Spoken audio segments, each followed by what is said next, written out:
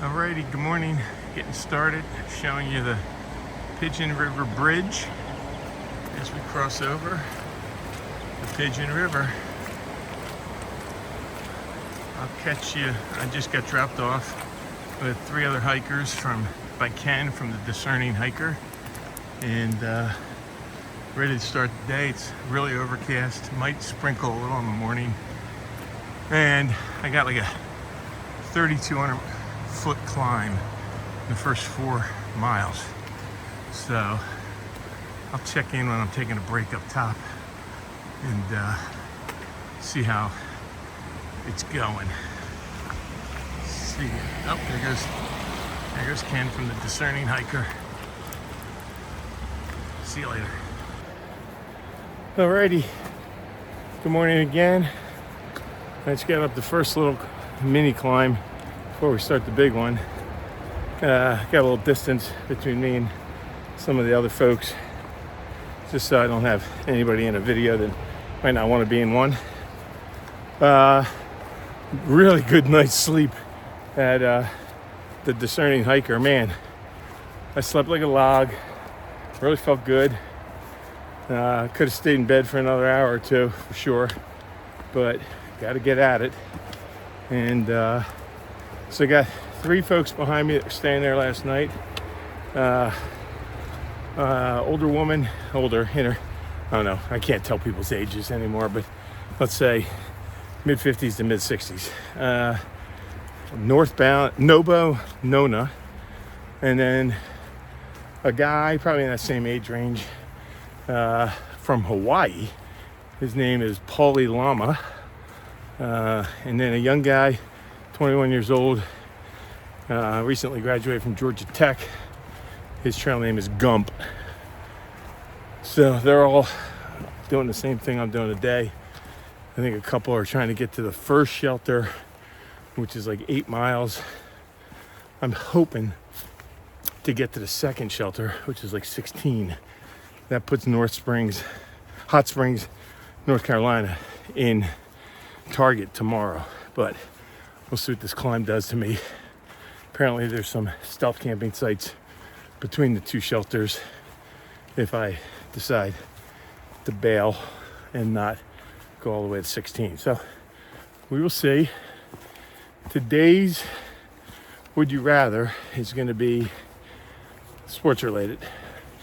Would you rather have dinner with your favorite athlete, or would you rather have 2 free season tickets to all their games? Think about that, and we'll check in later. Look at this. I think this might be a red bud starting to bud. Spring is upon us here in the south. It's good to see some buds on the tree, or some flowering trees. I'll be trying to stay ahead of the full bloom.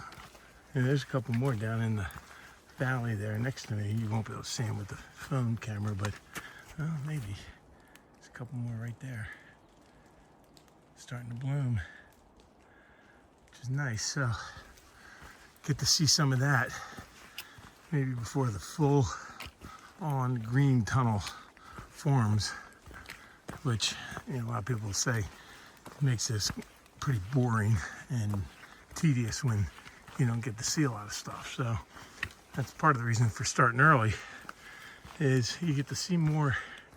Even though there's no leaves on the tree, you get to see more of the contours and the terrain in the woods than when everything's full bloom. So maybe I'll stay ahead of that just for a little bit as I keep heading north. But nice to see some of the red buds starting to bloom. There's a turkey running up the trail ahead of me. I don't think I'm going to catch it. It's behind these trees over here. But it's walking right up there. You can see it. It's looking back. How about that? Usually turkeys travel in a little group, unless it's a tom maybe. Snowbird. Holy cow, I got to see some wildlife. A good start to the day. See if I see them up here when I get up here again. All right, here's a couple right there. A little slow. Maybe I won't spook them too bad. I see two right up there. How about that? Now there's three.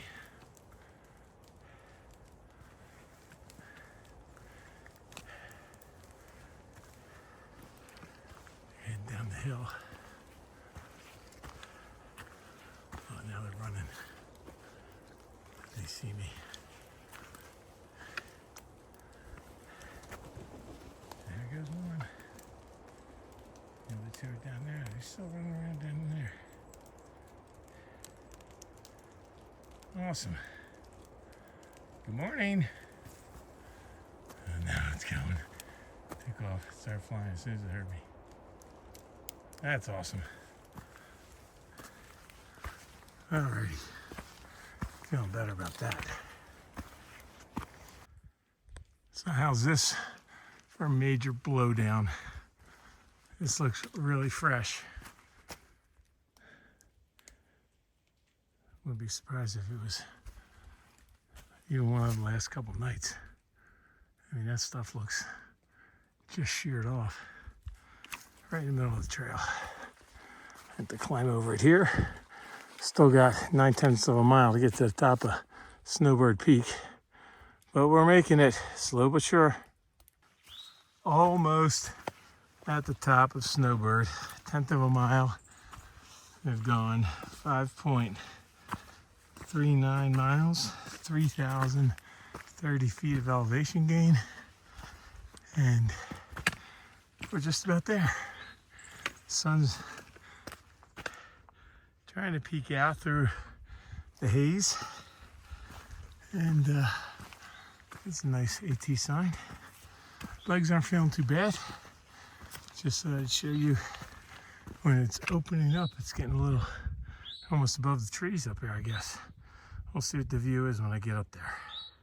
Alrighty, now I'm at the peak of Snowbird Peak, and you got this whole funky thing going on here. Some kind of communications facility of some sort. Probably some government conspiracy. I'm joking. Alright, it says right here, this facility is using FAA air traffic control. Loss of human life may result from service interruption. Well, that's pretty serious. So, we won't go in there. But one of the more interesting things I've seen on the Appalachian Trail, huh? Alrighty, on we go. Making my way down the hill now over that peak, and strangest thing, the sun is out, but it's still all foggy. So the sun is trying to poke through the fog, which gives it an even cooler looking view. And I can feel the warmth of the sun even though the air is cold, and I'm surrounded in fog. So, try not to wipe out on the wet leaves, but so far so good. Interesting weather day. I'm not complaining at all. It's 100 times better than yesterday. That's for sure. There's all that eerie fog ahead. Alrighty, I am 8.5 miles in, and the sun is out, and there's blue sky. Going up a hill here, but thought I would just update you guys because I just passed two, looked like day hikers. They didn't have very big packs on. Who were coming down, they said up in Max Patch Road, which is 5 miles from here, fresh ground is set up. So it is 12:20. That's going to take me 2.5 hours to get to. Hopefully he's still there. I can grab an early dinner from him, then get up over Max Patch to that shelter. It's on the other side. We will see, but outside shot of getting some fresh ground for a late lunch or early dinner. Let's go. Hello again, checking back in. It's turned into a glorious day. I am heading downhill a little bit before I got a big climb. Not that big, but big enough, and late in the day. I mean, 10 miles in, I got 6 to go to that Roaring Fork shelter on the other side of Max Patch. But Max Patch Road is like 3.5 miles, and that's where fresh ground is set up. I just saw looked like a dad and his 2 older kids doing an overnight hike. They said they started there, and they said fresh ground's got a big pot of spaghetti set up and a lot of happy hikers. So I am trying to get there before he leaves. I think he'll be there. It's 1:12. He should be there in an hour and a half when I get there. So looking forward to that. I'm happy that it's a glorious day, and yeah, all good. Haven't seen any wildlife since the turkeys, but I'll take the turkeys. That's more than I've had so far. Anyway, I wanted you guys to see some blue sky, and I'll check in a bit. Here's a little more wildlife right here. A garter snake. Let's see if we can get him to move. There you go, buddy. There he goes. Right on trail, sunning himself. You know it's getting warm out. When these guys start coming out to sun themselves, he doesn't want to move. He's a little camera shy. But there he is. Let's go. See you, buddy. It's a glorious day. He's here. I'm getting fresh ground. God, it doesn't get any better. It's 13.3 miles, 5,500 feet of elevation gain. And I'm going to get some free food, a little wit, a little wisdom, and a little rest before I push on the last 3 miles. But God, it's good to see that van. Yes. I'm getting the last dinner of the day for fresh ground. Yep. The last customer of today. Yep. I got stir-fried vegetables with a little cheese, a little Lowry seasoned salt. I'm gonna eat good tonight. How's that? Thank you. Cheese is gonna melt. Yeah, okay. Perfect. It's hot now. Be careful. Look at that. Let's go. That's a good meal, right? There it is. Leaving the fresh ground Leapfrog Cafe. I just had a ginormous plate stir-fried vegetables. Oh, it was delicious. It hit the spot. I got 3 miles now to go. I'm going to go up over Max Patch and down to the next shelter, Roaring Fork shelter. There's another one like 5 miles past that, but I'm not gonna push 18 miles today. 16's plenty. I'm losing track. So I guess I'm 13 in. I got 3 to go. I think there's one 5 miles past that. I'm not doing that. I should be able to get into Hot Springs tomorrow. Figure out where I'm going to stay when I get on the trail tomorrow. Let's see. Roaring Fork Shelter, 2.9. So that's what I got to do.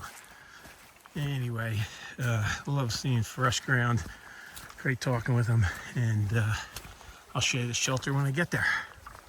Coming up to the top of Max Patch. Pretty cool. Somebody's over there getting their family picture taken or something with their dogs. I'll go right over the top. Where do you see this view? Look at this. Another reason you do this hike, I guess, is to see stuff like this.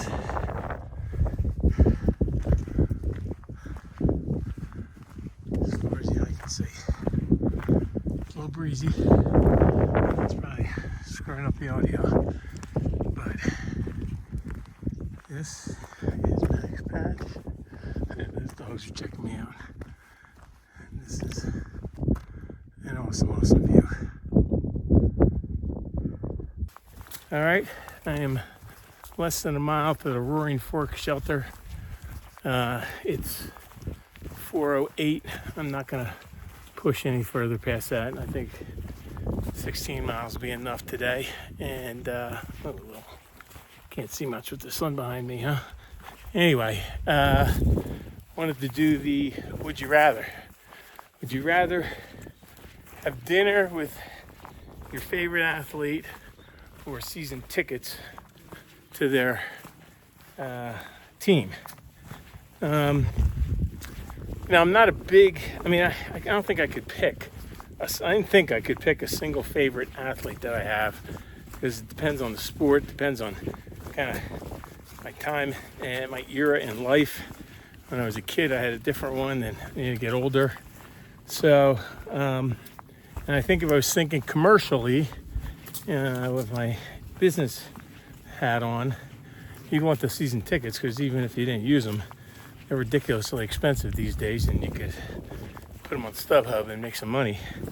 But I can't think of a single favorite athlete, current athlete, that I'd really want to have dinner with. That being said, I've been listening all day to some more of the Steam Room podcast with Ernie Johnson and Charles Barkley.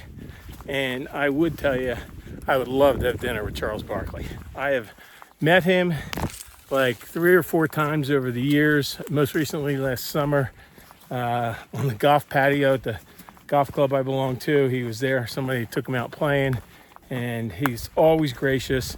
He always takes the time to say hello to somebody.